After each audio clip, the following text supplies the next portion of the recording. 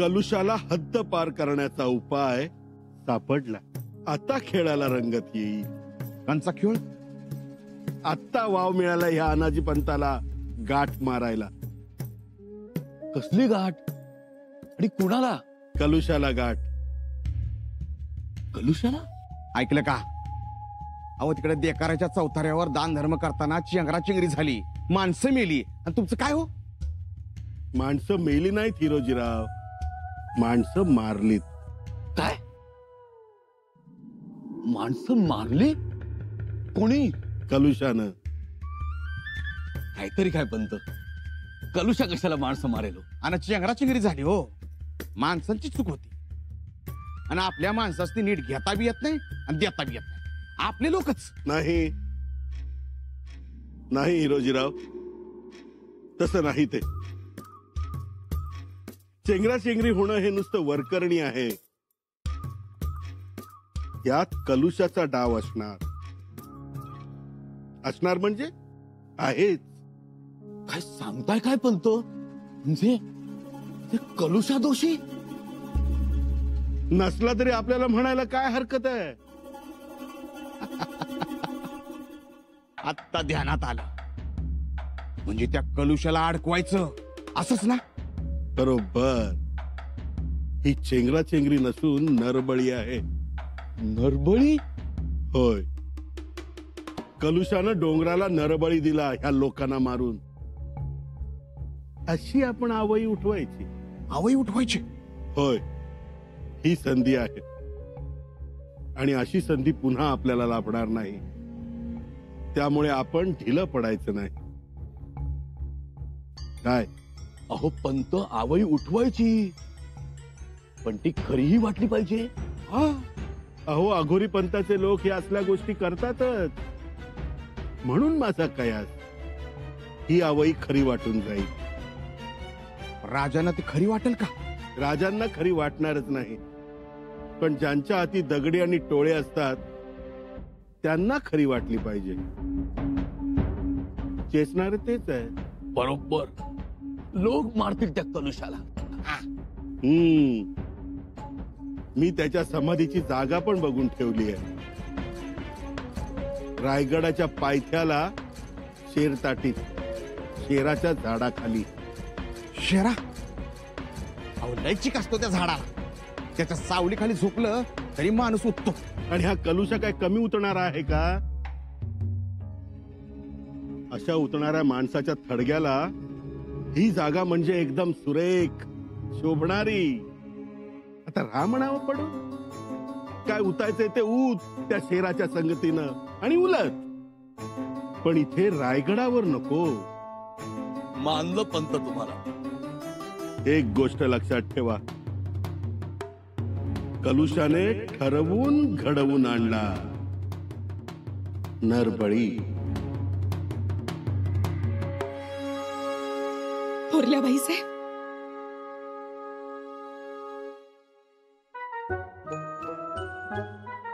भवानी मातेच्या कृपेनं राज्याभिषेक पार पडला. राजइतमामात रायगडावर दुसरा राज्याभिषेक झाला. सर्वांनी पाहिला, सर्वांच्या डोळ्याचं पारणं फिटलं. तसंच म्हणायचं. कलावंतांची कदर झाली, साधू संतांचा मानपान झाला, नातेवाईक आप्तेष्ट सगळ्यांचा मान मरातब झाला. त्रयतेनं राजा पाहिला, दुसरे छत्रपती पाहिले. हो ना. किती नजराणे, किती भेटी, कापड सोपड, काय त्या लक्ष भोजनाच्या पंक्ती, पंक्तीच्या आधी असलेले श्लोक, सगळ्यांच्या कपाळी असलेले कुंकवाचे गंध. अहो काय पाहू आणि काय पाहू नये असं झालं होतं आम्हाला. आम्हाला काय, सगळ्यांनाच. सोहळा देखणा झाला. राजमुद्रा उत्तम, सोनबाईंची मुद्रा आवडली आम्हाला. श्री सखी राज्ञी जयती फारच सुंदर. थोरल्याबाई साहेब, एक गोष्ट लक्षात आली का तुमच्या? आपल्या कारभारांना शंभूराजेंनी माफ केलं आणि राज्य कारभारात अष्टप्रधान मंडळात सामावून घेतलं. ह्याला म्हणतात खरे राजेपण. ते चांगलं केलं. शंभू राजेंना रागीट तापट म्हणणाऱ्यांना आता तोंड राहिलं नाही. या निमित्तानं तीही गोष्ट चांगलीच झाली. केवढं ते उदार अंतःकरण. शंभू राजेंना बेड्या ठोकायला गेलेल्या कारभाऱ्यांच्या हाती मानाची सोन्याची कडी घातलीत ते.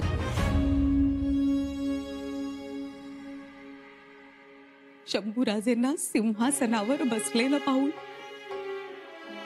आम्हाला तर स्वारींचीच आठवण आली हो. तसंच उठणं, तसंच बसणं, ते करारी रूप. फक्त आता महाराजांचा द्रष्टेपणाही शंभूराजेंनी घ्यावा. सावध व्हावं. कशाबद्दल? आता बघा ना, एवढं सगळं होऊनही राज्याभिषेकाला गालबोट लागले.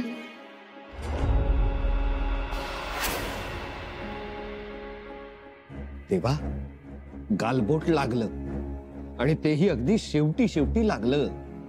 पण बोट कलुशाचं आणि गाल शंभूराजांचे.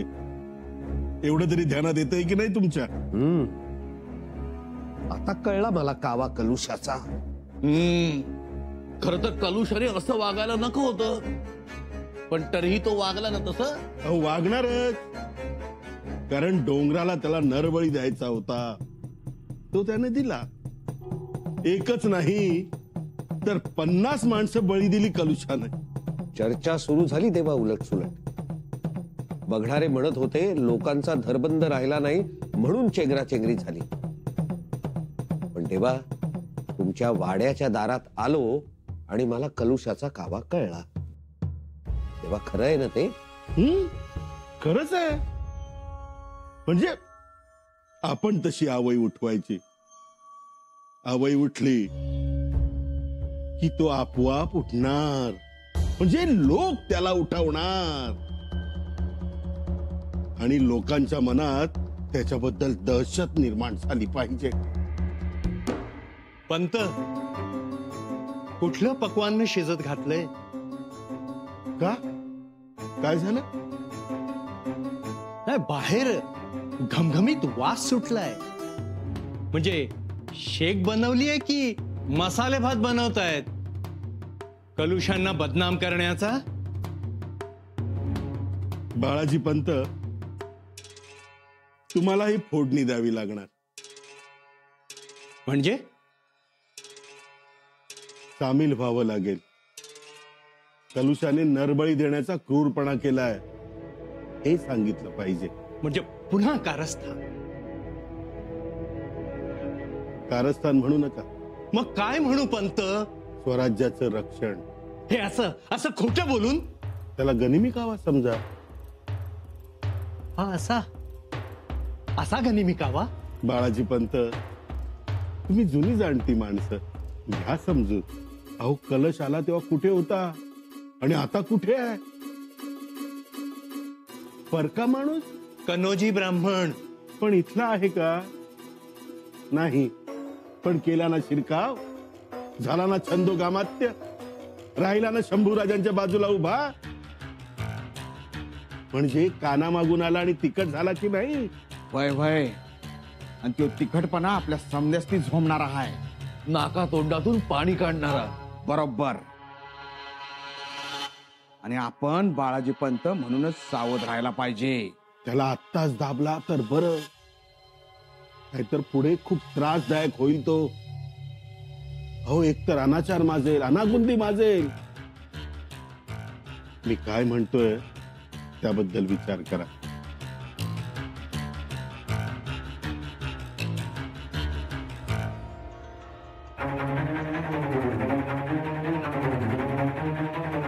परसू,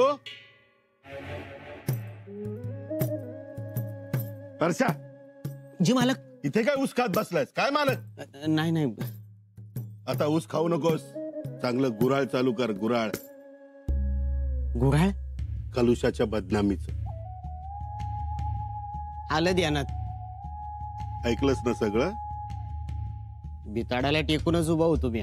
मग जा आणि गडावरच्या कानात खबर सोड.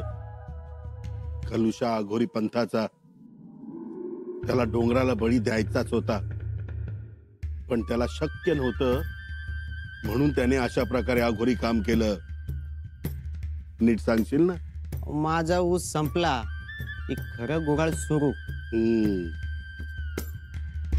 चेंगरा चेंगरी झाली तेव्हा कलश तिथं नव्हतंच. होता. थोडा वेळ लगेच गेलं. तू कधीपासून सत्याचा लंगोट बांधायला लागलास? जा आणि कलुषाच्या विरोधात वातावरण तापव. जी. कलुषाने ठरवून नरबळी दिलेत.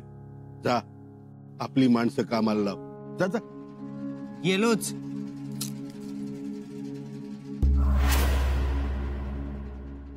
काय बाई, ऐकावं ते एक एक नवलच.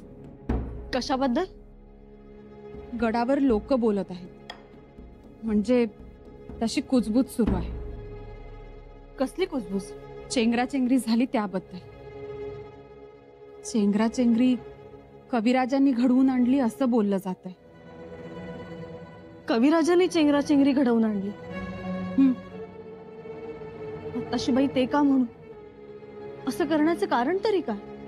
नाही म्हणजे एवढा देवपूजा करणारा, कधी कोणाशी वाईट न वागणारा, शिवाय राजेंचं हित साधणारा, ते कशाला असं करतील? नरबळी द्यायचा होता त्यांना डोंगरावर, तो प्रत्यक्षरित्या देता आला नाही म्हणून हा असा दिला. बत्ताशी बाई ती अफवा आहे. वहिनीसा, परंतु चेंगराचेंगरी झाली, त्यात लोक मेले, हे तरी खरं आहे ना? हो, ते खरं आहे, पण तरीही त्यात कविराजांचा काहीच संबंध नाही. उगीच त्यांच्यावर आरोप करून त्यांचं नाव बदनाम करण्यात काहीच अर्थ नाही. वहिनीसा, बाहेर लोक काय बोलत आहेत तेच सांगतोय आम्ही. मुजरा राणी साहेब, कविराज आलेत. महाराजांना भेटायचंय. बोलवा त्यांना. कदाचित सफाई देण्यासाठी आले असतील. खरं सांगू तुम्हाला, कविराज असं काहीही करणार नाही. हो ना हो, दादासाहेबांना तकलीफ होईल असं ते काहीच करणार नाही. आणि त्यांनी काही केलंच तरी त्यामागचा हेतू हा स्वराज्य हिताचाच असेल हे जाणतो आम्ही. कविराज राजांना त्रास होईल असं काही वागणार नाही, तसं काही करणार नाही. निदान आम्हाला तरी तसंच वाटतंय. राणी साहेब, राजन आहेत का? मला राजांना भेटायचं. राजे नाहीत.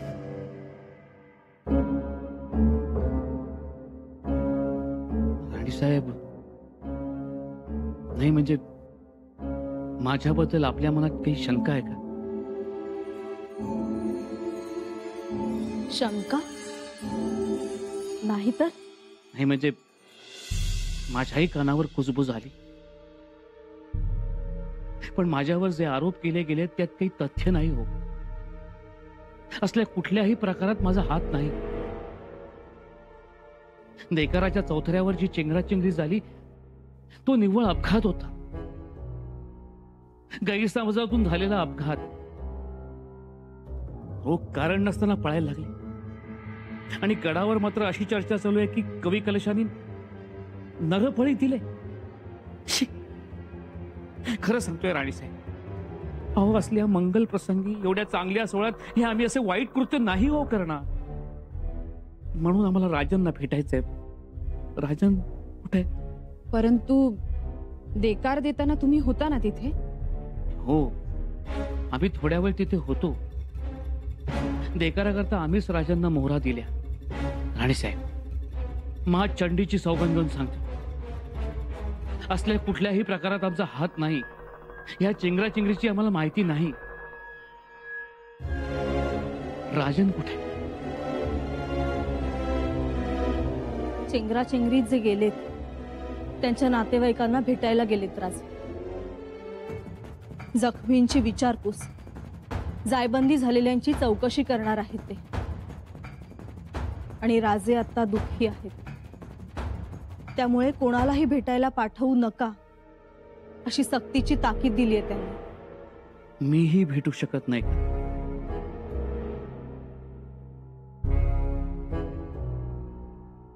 नाही.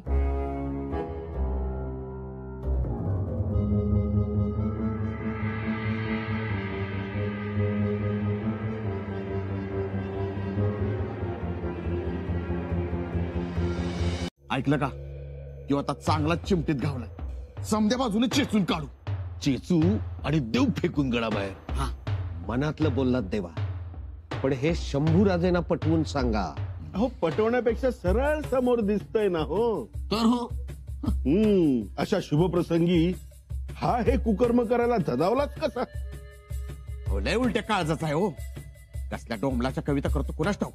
काय तर म्हणे कविराज, या कविराज.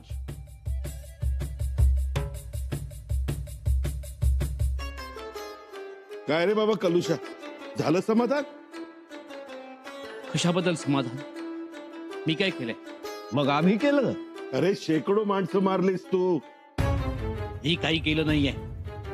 उगाच माझ्यावरती नसते आरोप करू नका. शाक्त पंथात ही रक्त मांस तोडणं मारणं याशिवाय दुसरं नाही का रे बाबा? हं? थांब, तुझा आज सोक्ष मोक्षच लावतो. उगाच गैरसमज पसरवू नका आणि माझ्याबद्दल गैरसमजही करून घेऊ नका. गैरसमज कसला? अरे माणसं मारलीस तू आणि वर सासूपळाचा आवडतोस तू. थांब रे, तुला आता सोडतच नाही मी. छत्रपती संभाजी महाराज येत आहेत.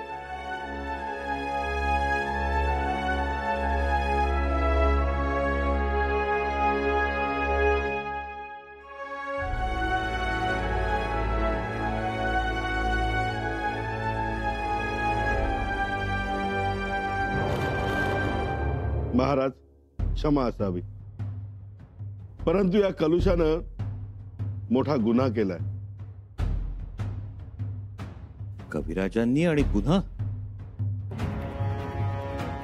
काय झालंय अनाजीपंत? गुन्हा म्हणजे आता खरं बोलायचं नव्हतं, पण या कलुषानं डोंगराला बळी दिलाय.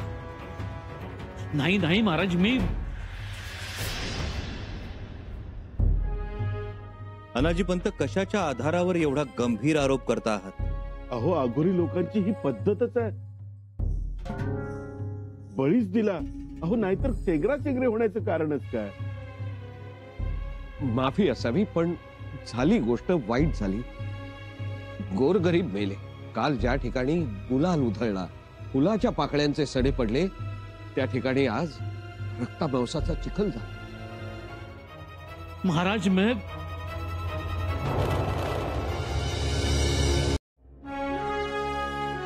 पंत, आम्ही स्वतः दुर्घटनास्थळी जाऊन आलो आहोत. उपस्थितांशी बोललो आहोत.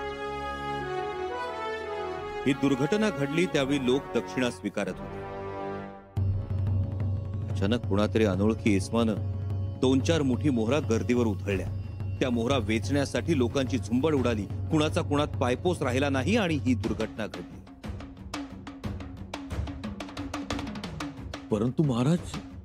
होय रावजी नाना, घटना दुर्दैवीच आहे, परंतु यात कविराजांचा हात नाही, मुळीच नाही. महाराज, आणि आपण सगळे जबाबदार आहात. कोणाही विषयी अशा खोट्या नाट्या गोष्टी पसरवू नका. स्वराज्याचा विचार कर. आणखी एक, आम्ही स्वतः कविराजांना छंदोगामात्य हा किताब बहाल केला आहे. त्यामुळे उठसूट त्यांच्यावर आरोप करण्यापूर्वी याचं भान असू द्या. विनाकारण चिखलफेक खपवून घेतली जाणार नाही. लक्षात घ्या. आणि मंत्री आहात आपण स्वराज्याचे. इथे येऊन कोणाविषयी कागाळ्या करत बसण्यापेक्षा या दुर्घटनेत जे जखमी झाले, जे मृत्युमुखी पडले, त्यांची यादी करा. त्यांना सरकारातून मदत करा. हातावर हात ठेवून बसू नका.